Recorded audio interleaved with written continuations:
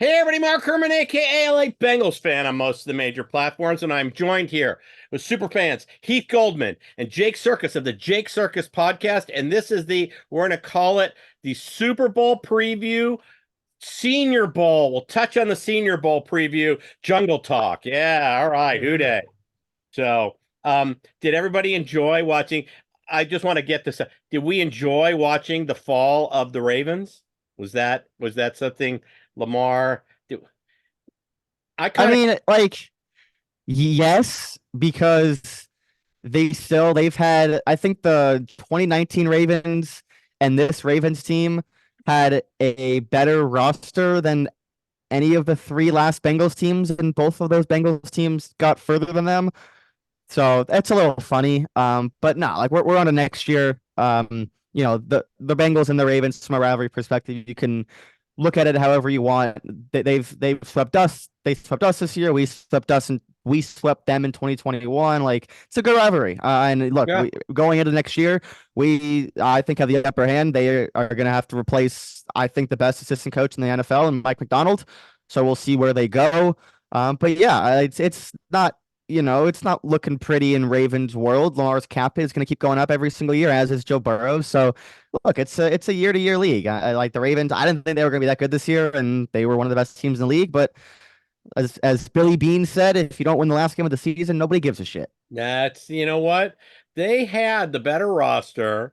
I don't know. I don't know about Harbaugh's game plan coming in. I mean, only running the ball 6 times, but Joe Burrow got to the AFC Championship game twice in his first 3 years and won one of them. And Lamar, it took him 6 years to get here and absolutely collapsed like cheap lawn furniture. I mean, he just was terrible. Yeah, he So was bad. There was it, a couple things. There was a couple things though that as I sat back and watched those games, I can't stand the Chiefs. I despise the Dirty Birds, but I'll tell you the couple things that surprised me. Harbaugh's coaching, being out coached that game, completely surprised me. yes, me too. As a diehard Ohio State fan, I hate the Harbaughs, but that surprised me. But I will say this, and we were talking about it a little bit before we got on the show, before Jake joined us. You look and see what has to happen next year for the Bengals to be competitive. And I think you learn that from some of these games. You learned it from watching Andy Reid. You learned that from watching this team. So that's the one thing I want to hope that we'll get into is really looking at really what we need to do to fill this team and make it the best team possible next year. Because it's got some work to do. We'll get into that. I was just surprised at Harbaugh and how they approached it. Obviously, Jim Harbaugh, we're going to be facing him this year. He's the new Charger coach, and we'll be at that game. Jake, I don't know if you're going to come in town. I'm sure Heath and I are going to figure out a way because they're at SoFi, so that's we don't have to travel to see that. Ooh, But that's yeah, right. And I we should mention some more housekeeping stuff in terms of in division stuff. Goodberry made a good point today on Twitter about some of the wins in the assistant coaching division scene that the Bengals have gotten this offseason. Obviously, we lose Brian Calahan. Oh well. But the Titans are interviewing Bill Calahan, who was the Browns is the Browns offensive line coach, widely regarded as one of the best in the league. Obviously, Brian's dad. So we'll see if he goes to Tennessee. Obviously, Mike McDonald leaves Baltimore, and Callahan coached the Ravens DB's coach, Denard Wilson, who was reported to be in the finalists looks for Baltimore's new defensive coordinator. So tons of movement in the division, especially for Baltimore on the defensive side in terms of assistant coaches. Obviously, the Bengals just got poached for the first time in the Zach Taylor era, so we'll see what happens with Pitcher. I'm sure we'll talk about it. But yeah, some interesting stuff is going on inside the AFC North last couple of days. yeah, I Did it saw Zach surprise? Orr. They promoted from within Baltimore today, on the DC. So, but yeah, no, I kind of figured that's what made Callahan a attractive hire was I figured Dad was going to come along. You were getting a 2-for-1. Yeah, I you figured said he that to would me the other day when be I there. asked you, Mark. Yeah. Yeah, I'm I curious. figured. Oh yes, Zach Orr. I guess I missed that, but yeah, he played for Baltimore. He went from Oh, All Pro. He was an All Pro. Oh God, I forget what year it was, but he was an All Pro within 10 years, and now he's a DC. That's crazy. Yeah. That is a very quick turnaround, going from all-pro linebacker to defensive coordinator within 10 years. That's very impressive. Before I forget, if you don't subscribe, please subscribe. It's all we ask. We do these shows for you, by fans, for fans. And Jake does some great podcasts. Jake, tell them where they can find all your stuff. Yeah, Jake Circus podcast on Spotify.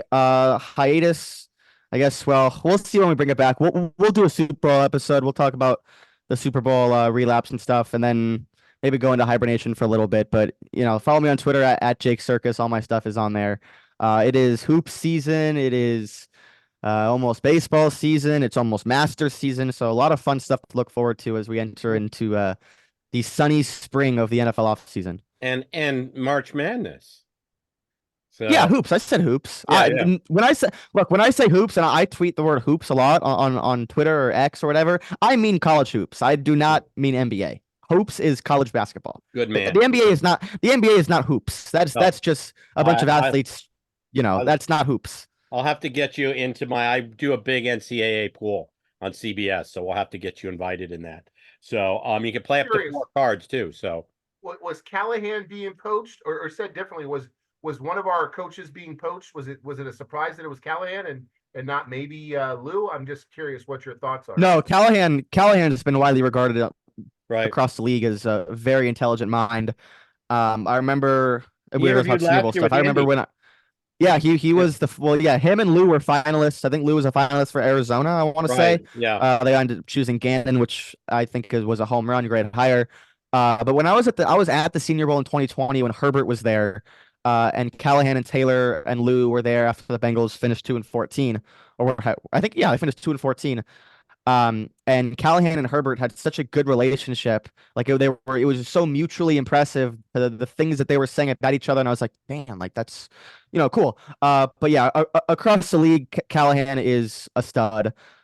This has been a long time coming. And when we get into pitcher, I'll kind of give my 2 cents on hiring within. I'm not surprised that that's what they did, but we'll talk about that when we get there. But yeah, Calahan, I think he's going to do great. It's a good landing spot for Tennessee, solid ownership. He's going to need to figure out the quarterback position if they go with Will Levis, but he's a very bright offensive mind. I think he's going to do well. Yeah, well, I was surprised though. I guess the question would be, why isn't he our offensive coordinator? But that's a whole other conversation for another day. Yeah. I was surprised. Calahan. I mean, at the end of the day, if he was that guarded of a coach, he should have been calling our plays in terms of our head coach. But that's I agree.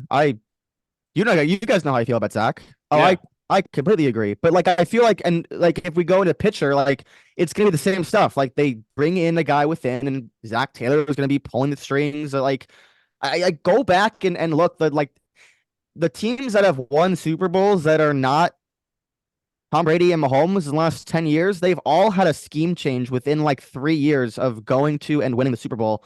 And the Bengals have not done that since 2019. I think that they need a scheme change, to be honest. But we'll see in 2024 because like there was some new stuff that they did. We talked about it on the show all the time when Browning was in. Like they were doing some new stuff. I still think they need a tight end. And they're going to need to probably draft at least one more receiver for sure, a tight end and a left guard. But like that doesn't change the scheme. Like they threw out 3 tight ends there all the time. Like they were doing it because they felt like it, not because they had a great tight end in Hudson or whoever. So like I feel like pitcher is fine. Like he's in terms of like what the Bengals want, but what the Bengals need, I probably would have maybe invested in maybe some scheme changes. But like Zach's your head coach, he's going to call plays. That's how it goes. Right. So it is what pitcher, it is. I think and we'll just touch on this now. He got the job because of the work he did with Browning. But I guarantee you that they consulted Burrow on this. They didn't just, promote pitcher. I think. Yeah, but Burrow always is pro his guys. Burrow's not gonna, he's not gonna make a scene. He's very, very proprietary. He goes about his business. Like the Bengals wouldn't have kept Calahan that long, pitcher that long. Pitcher's been there since Marv. Like Marv hired him. Zach kept him. Right. He's been there since 2016 when the end of Marvin days. So if they've been there this long, obviously Burrow has a great relationship with them, and Zach and pitcher and obviously Calahan, of course. So yeah, like I don't think it's really surprising that they went that route. They definitely talked to Joe, but Joe clearly has a great foundation with them already, or else they would have been gone. Right. Well, pitcher had interviews set up. So there were teams reaching Yeah. out and asking to interview him. So we lose him probably if we don't promote from within. So I think that, and I think coupled For with sure. what he did with Browning, I don't know about you guys, I was surprised at how well Browning played given what we saw in the preseason. So, and that's a definite reflection on the quarterback coach. So I think that definitely helped get him the job, and the fact that we had, other teams were interested in him. So, You guys want to hear something crazy real quick, just Go to ahead. like really set the stone as to how, first of all, the Bengals are like the only team in the league. Like the Bengals are now the last team in the league. How do I want to phrase this? Every team in the league has switched either an offensive coordinator or a defensive coordinator since the last time the Bengals did. Right. You guys, does that make sense? Did I phrase Yeah, that the because right way? we talked about sure. continuity, and they kept interviewing our guys, but no one kept hiring them. So we kind of Yeah. kept the continuity going over the last few seasons. So every team in the league, up until Calahan getting poached, every team in the league has hired a new OC or a new DC since the last time the Bengals did. And yeah, so by the way, so our last quarterbacks coach before Dan Pitcher, do you guys know who it was? It feels like 10 years ago. Van Pelt, wasn't it? It was Van Pelt. Seems like Yeah, there you 1,000 go. years ago. Yeah, it does. So, and he just got promoted to OC on somebody's one of the teams made him the offensive coordinator. He is OC with the Patriots now. Wow. There you go. Yeah, that's it. That was announced today. Right. That hire today. So, but hey, the brain still works. I remembered Van Pelt, even though that was probably 10 years ago. So, Yeah. He went straight to Cleveland with Stefanski. Stefanski kept him for 3 years, and now Gerard Mayo took him to New England. Yeah. So we've got I didn't know this. Hubbard had surgery. So, and they're not saying what the surgery was. Duke Tobin didn't say anything, but they're expecting Hubbard. He was just in a comment today said that he expects Hubbard to be back at the form we saw a couple years ago. But I didn't realize down the stretch he was playing because it wasn't on the injury report. I didn't realize he had anything that was going to require surgery at the end of the year. But didn't he have a calf or something that he was strained that was problematic for like the third part of the season? That's not a surgery related thing, though. It didn't. Did he get hurt because he missed a couple games in the middle of the year? Do you think that's when he probably got hurt? I don't know. All I know is the article said that Duke Tobin did not disclose what the surgery was for. But yeah, it couldn't have been. Like my naked eye wants to think that, or whatever. My brain wants to think that it couldn't have been that serious because they were in playoff contention, but Right. Joe wasn't playing. So like if it was really serious and the doctors told him like you are going to need surgery for this, he probably would have gotten it in November or December whenever he was actually hurt. But they probably just told him you're going to need to get it at the end of the year, but you can't injure it more. So he's like, all right, I'll finish. Yeah, Tobin basically in his comment was talking about what a trooper he is to just tough it out for the rest of the year and then do the surgery. So that was kind of the gist of it, but it wasn't disclosed. I didn't know I had no idea that there was anything that was going to require surgery. And like I said, they didn't tell us what it was. So I didn't know if you had heard anything. When does the free agent window open up? March. Around March Madness, like the first week, like Right. second or third week in March. Yeah. And then franchise tag is 2 weeks before, I want to say. So that's gonna be big for the Bengals. That huge. the franchise tag window. We'll see what they do with T. That's exactly what I had. T or Jonah. What do we do? You guys are both gamblers. What's the line here? Who we tagging? I mean, I would hope that they use it. Like they might not use it. Like I would hope that they use it on T. Either Jonah or T. They're going to use it on. I don't. You guys. Well, yeah, because I remember on the show mid-season when Jonah was playing well, I was like, yeah, they might tag Jonah, but like I feel like all the momentum right now is that they're gonna keep T. Like we're at that point where it's just like everyone said it, they want him back. It's just so easy. Just put the tag on him and try to extend him, and if you don't, you get him for 1 week or 1 year. Yeah. I don't. Jonah definitely helped his. He had the attitude when we hired Orlando Brown, when we signed him. He didn't want to move, but then he moved over. But he basically increased his value because he transitioned so nicely over to the right side, and he had a great season. And so I think if we don't tag him, he's going to be signed. I mean, he showed his. He had a fine season. He was a serviceable NFL right tackle.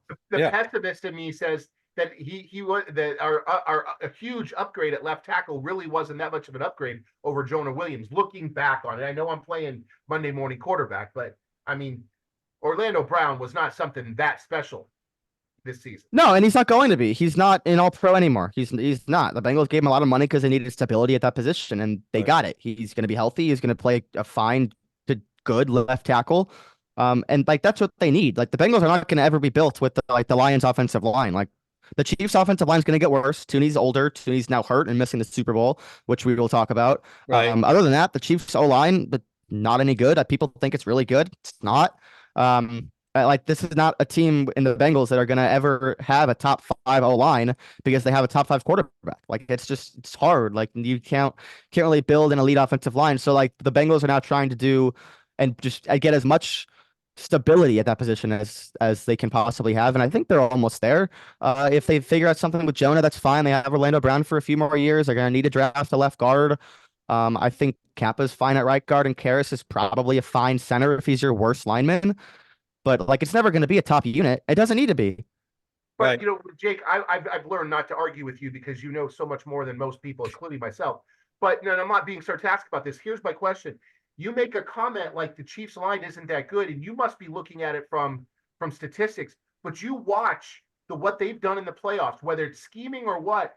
That offensive line, in my eyes, looks like it's one of the best in the NFL. Yeah, well, Mahomes makes it look great. I like one of the things with Burrow is the casual fans that are not. I guess everybody who doesn't watch the Bengals like we do instantly look at the sacks with Joe and say, "Oh, he gets sacked all the time. The offensive line must suck." Well, Joe holds the ball forever on Way third too down. long. Yeah. Like every third down, he holds the ball. Is it a problem? And sometimes it can be because, like Joe, you just took a sack to get outside of field goal range. What are you doing? Throw the ball away. But that is what makes Joe so special is because a lot of the plays that make Joe Burrow are the plays where he extends and holds the ball and makes something happen. So it's a give and take with the sacks. I don't care about the sacks. I just want an offensive line to play a whole season together because they're going to get better as it goes on. And look, the offensive line was not the problem this year. That is not why Burrow got hurt. They were playing fine and they played really well when Browning was in there because was doing a pretty good job of getting rid of the ball, Right. because he doesn't have the Joe Burrow Superman, so he has to get rid of the ball because he can't do anything else. But Joe's going to get back in there. He's going to take his sacks, and it might make you think that the offensive line is not good, but it was fine in 2022. I thought it was better this year with Brown in there and Jonah playing right tackle. And it's only going to keep getting better because those guys are still under contract. We'll see what they do with Jonah. But even if they let Jonah go, like that's not. They're not going to replace that position. Like they're going to get a right tackle if Jonah walks. They have the cap to do so. They have that ability. So I just think that when people look at the Bengals offensive line, they still think like they're 5 years behind with what they were in 2020 and 2021, especially. They're not. They have good players. They have NFL vets there, and they have a stable left tackle in Orlando Brown that is definitely completely overpaid. But we all knew that when he signed, he was going to be overpaid. Chiefs fans told us, we're like, we know. It's just we need him, and he played. He didn't miss a single game this year, right? Brown. I'm really wondering, and I'm curious what your thoughts are. I'm wondering if T is really. I understand the whole franchise tag and everything else, but I got to tell you, I don't know if he's the number one, and I understand that Jamar Chase is the number one on this team, but you've got 1A and 1B, and do we really need to be paying that kind of money? I know we've got some cap space. We've got a lot of holes on this team to fill. I don't know if that's the right place to be spending the money. I disagree. I think you got to give T whatever he wants. Look, if it comes to a point where someone offers him $28 million, like Tyreek Hill money, which I don't think we'll get there, then that's a different story. Right. But if T has said, and I don't know if I really believe this because I don't want to think, oh, just because he plays for the Bengals, he's gonna just instantly think differently than other NFL players. But he did say that he would be willing to play for the tag, play on the tag, and wouldn't hold out. So we'll see. But if it is as easy as just tag him and figure it out when he's a free agent, that is fine. The Bengals are not. We saw this with Jesse Bates. They're not going to force anything. They're not going to overpay him what they believe him to be worth. But the Bengals value T. Higgins, and they know that they need him in this offense. Like, you can't, like, what are we picking? 18, 17? Something like that. Yeah. There's no player in the draft that can be as good as T. Higgins in Right. 2024 that they can draft. Like, if they really think that they're better off letting T walk, that's their own problem. I think it's wrong. I don't know if that's exactly what's going to happen, but I think T. Higgins needs to be a Bengal next year. I really believe that. I think we work something out. I think we tag T, and I think maybe we get deals worked out with Chase and T at the same time prior to the July Yeah, deadline. Jamar's getting extended. Jamar's getting extended in July. But you have to look at the dollars, and I think because Jamar wants him there, Burrow wants him there, I think that we tag him. We have him for sure this season, and we try to work out a long-term deal prior to July, and then we don't need the tag. You know, I they'll understand. incorporate that Before, and I know guaranteed both money into his bonus. I must say this again. Sure. I know Mark argues with me every time I say this, but Joe Burrow did not do us any huge favors. I know we have cap space, but he didn't do us any huge favors. We all thought that maybe he would take a little bit of a hometown, discount so he could pay Jamar and Chi. He did no favors for those two receivers on that contract. Here's my thing with that. Like, this is why I try to be so around this time last year and going into the summer. I tried to be really careful on this show about like what I actually thought that Joe Burrow was going to do. I never wanted to put that perception out there that, oh, Joe's going to take a discount. Joe was never doing that. Like, Joe has no reason to take a discount. Nobody does. But what the Bengals need to do is they need to take that next step when they actually maneuver the cap, because they haven't done it yet. They don't restructure. They don't really do anything ever. They did it with Mixon and Hendrickson, sort of, but not really. The only thing they did was with Mixon, and they gave him a raise. So the Bengals need to take that next step. You can extend any player you want in this league. Like, you can extend if you really want to. You might take hits somewhere else, but if you really want to, you can extend any player you want. And T is not a $25 million receiver. He might be a $20 million receiver, probably is, but you can make that work if you get a little smart with the cap, which they have not proved that they've been able to do. So any other team with Joe Burrow's contract, they would be able to make it work. But the Bengals, for whatever reason, have not shown that they're willing to do that. So it's not Joe's fault. It's not Joe's fault. Right.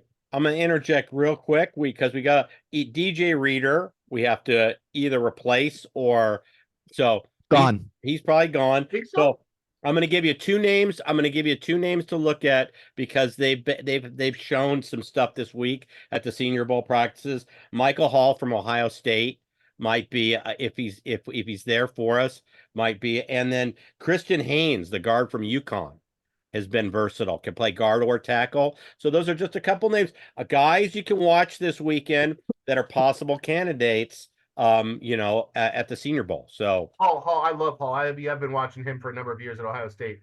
Yeah. He's just he just plays hard every play. So if you're going defensive line or offensive line, then what are you looking? You're looking to sign a tight end out of free agency?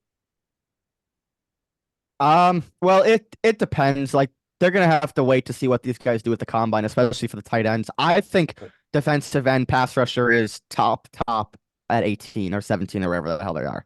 I think that you need another pass rusher. We look at these teams and it's just they're 7 deep rushing the passer. They rush 5 like it's nothing. They get pressure with 4. The Bengals don't do that. Besides Trey, I love Hubbard. We all love Hubbard, but Hubbard is not a 3-down pass rusher. He's a great run stopper, one of the best in the league. But on 3rd down, 3rd and 8, 3rd and 9, when you're bull rushing the quarterback, you might even be sending one of those exotic Lou Anarumo blitzes.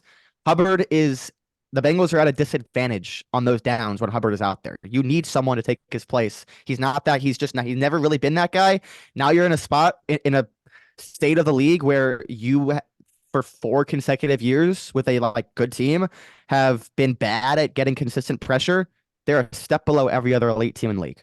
Well, every other team. Isn't that what Miles is supposed to be too, though? He can, but even if he is, I mean, we didn't see it this year, but that doesn't mean that they don't have the answer. But they definitely still need more depth. I mean, the Ravens went 6 deep. The Bengals have 1. That's it. They have 1 guy, and DJ Reader was their best pass rusher on the inside. And he's going to leave. Yeah. So they need to seriously look at the defensive line. Obviously, I to this day thought that they should have gotten Hargrave last year. Didn't happen. They signed Brown instead. If I'm doing it again, I would have probably signed Hargrave instead of Brown. but what can you do? But they need to make a like DJ Reader-esque splash at that position this offseason. The answer is not. Everyone loves this guy out of Illinois, and I think he could be really good as a 3-tech, but he's not DJ Reader.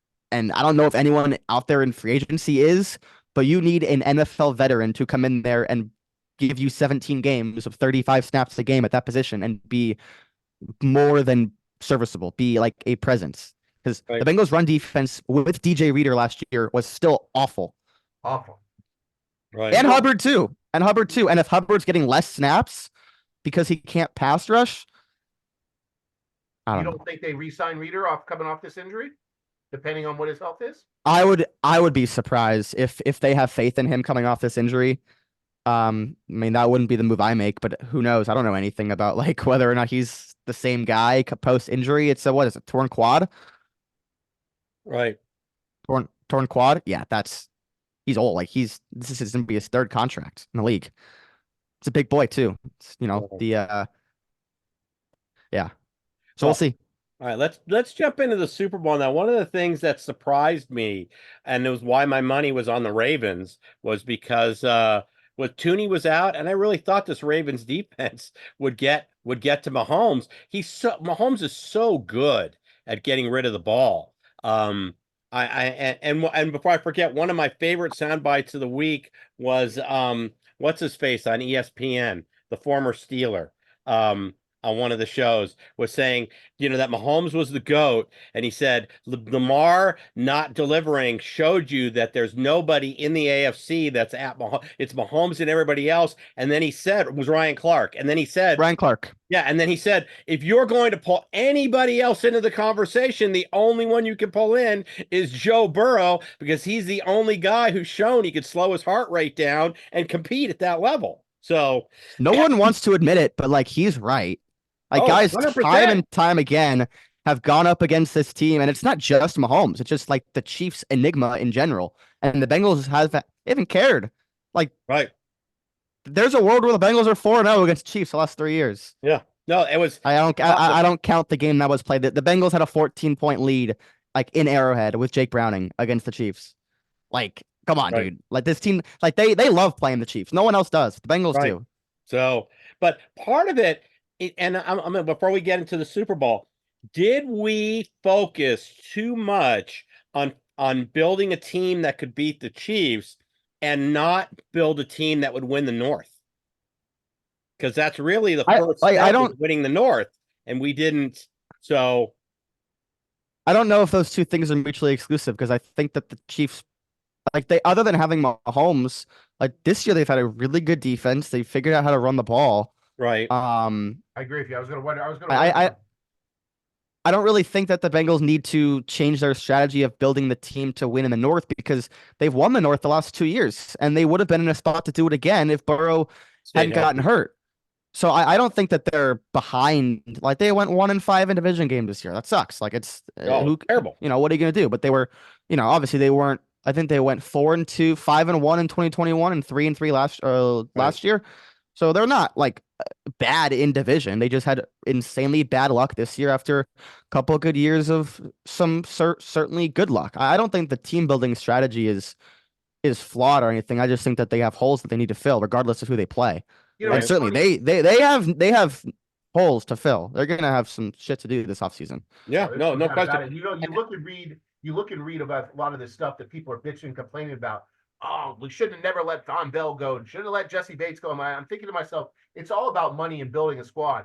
I mean, at some point you have to let your youngsters play. And frankly, it just sucks to say it. We probably would have been competitive today if this year if Joe had stayed healthy, but he didn't. But the point is that now you've got a bunch of D-backs all the way across the board that have serious miles on them for experience. Oh yeah. I mean, they're deep. You've got to find another cornerback. I mean, Awuzie, it's not it anymore, unfortunately.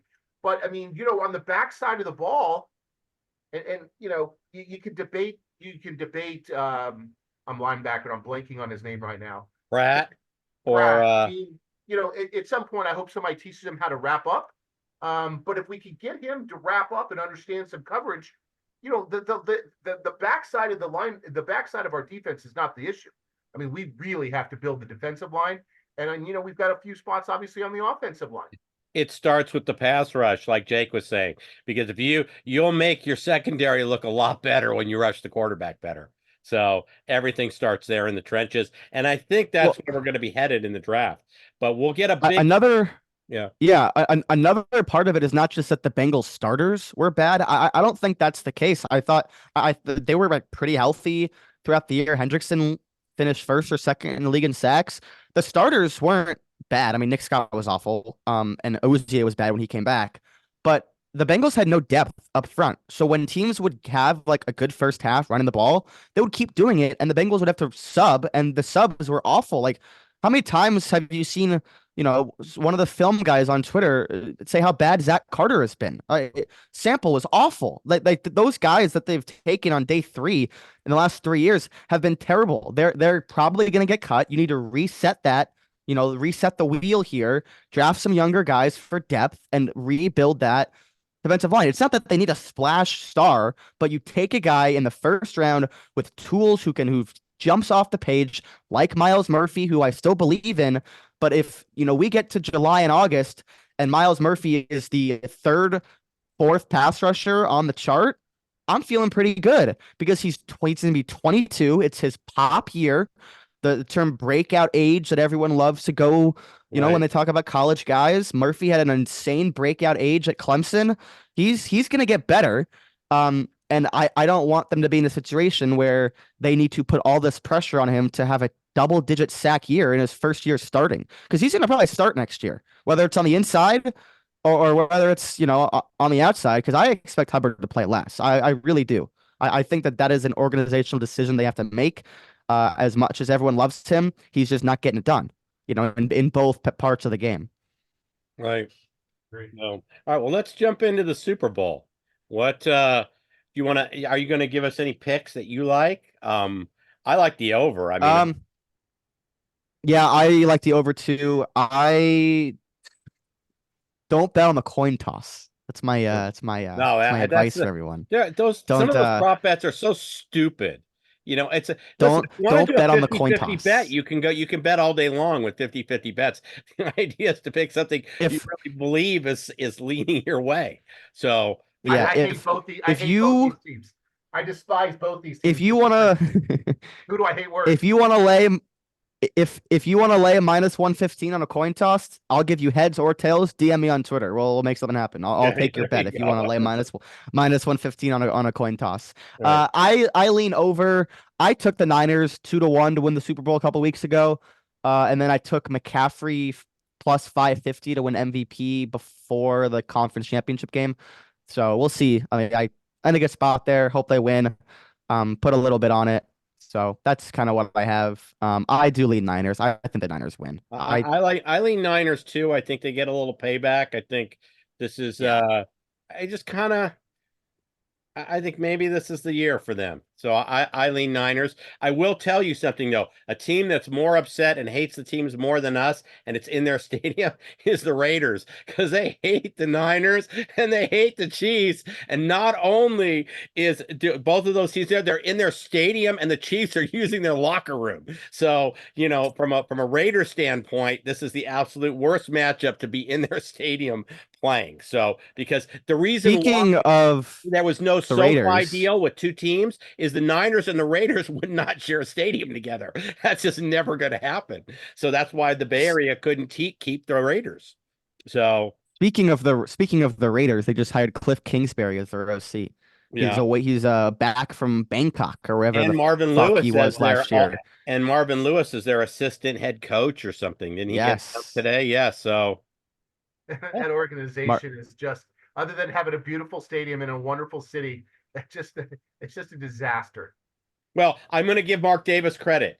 He kept Antonio Pierce as his head coach. Had he kept what was his name? The special teams coach that now is on Green Bay and they have good special teams. Bisaccia. Had they kept him, they probably wouldn't have been a playoff team the next year. Wouldn't have fallen off. I don't know why they went out and got Josh McDaniels.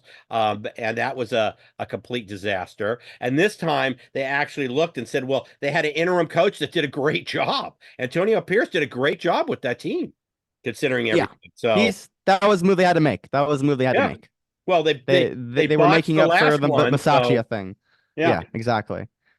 Crosby came out and said we should have never let Rich leave the building and go to Green Bay. Sure. So, all right. So make your predictions and let's call it a night here. But we just said Niners in the over. We both agreed. What is the spread right now? 1.5. Yeah. Over is like 47, I think. Yeah, it's been bouncing around on the I think it opened to 2.5. It went down immediately. I guess a lot of money went on the Chiefs, and now well, because there was a Kelsey sighting in the AFC Championship game. There was a Kelsey sighting. Yes, he played. Man, he stepped up and played. What a hell of a game he had. You know what? When the lights are bright, the stars shine, and guys, like Kelsey step up, and guys like Lamar will. So it's that's all you could say. I mean, when you watch players either step up and excel in the moment or they don't. And I, like I said, I had my money on the Ravens. I really, as much, and that's why I really believed they would win, because I hate them. And I said, well, what my mind says that they're going to win this game. They're the better team. They have the better defense. The Chiefs are on the road, for the second straight week. And I lost money, so it is what it is. That's why they call it gambling. It was easy, they call it easy, but it's gambling, so they call it gambling. So, all right, well, let's see. We'll keep touching. What's on the next part of the schedule here, Mark? Well, we've got the combine. We got Senior Bowl this week, so we can do a recap and a combine preview or something. So we'll be back in a few weeks. Please, I'm telling you, subscribe so you know when we put these videos up. We're going to be doing free agency preview, free agency recap. We're going to be doing draft preview, draft recap. And then, obviously we do previews and recaps throughout the season. So just subscribe. It's all we ask. And Jake, tell them where they can find your stuff, because they should be listening to your podcast too. And you can find Jake's Twitter. I pin this episode and I tag Jake in the tweet. So always when you go to the top of my Twitter feed on LA Bengals Fan, you will find Jake's address right there, so you can follow him as well. Tell them where they can find Jake Circus Podcast, Spotify and YouTube, and just on Twitter or X at Jake Circus. If you want some hoops bets, sure. Right now I'm the guy. I'm on a little bit of a nice run in hoops after a horrible last 2 years in college hoops, but we're making it work this year. So I don't have any picks right now. I don't have anyone on. I don't have anything on me. But, next show. But I will say this Saturday is the most loaded college hoop slate I have ever seen. Yes, it is a nice slate. So you got that. You got the Senior Bowl. What do we got? Real quick on Saturday. Duke, Carolina, Kentucky, Tennessee, Kansas, Houston, like the three best teams in those three conferences are all playing. It's ridiculous. There's some other ones too. UConn plays St. John's. I'm forgetting. There's some great games on Saturday. Yeah. I mean, any game in the Big 12 is a good game. Yeah. So there's like 4 of them. Well, enjoy. Please subscribe. Please hit the thumbs up. It helps us out with the analytics. Hit the bell so you're getting notified when we do new shows. We'll be back after the Super Bowl combine. We'll play it by ear with everybody's schedule, but we will return. So please support the channel. And I'm going to say, hoo day, everybody. Hoo day. Hoo day. Take care.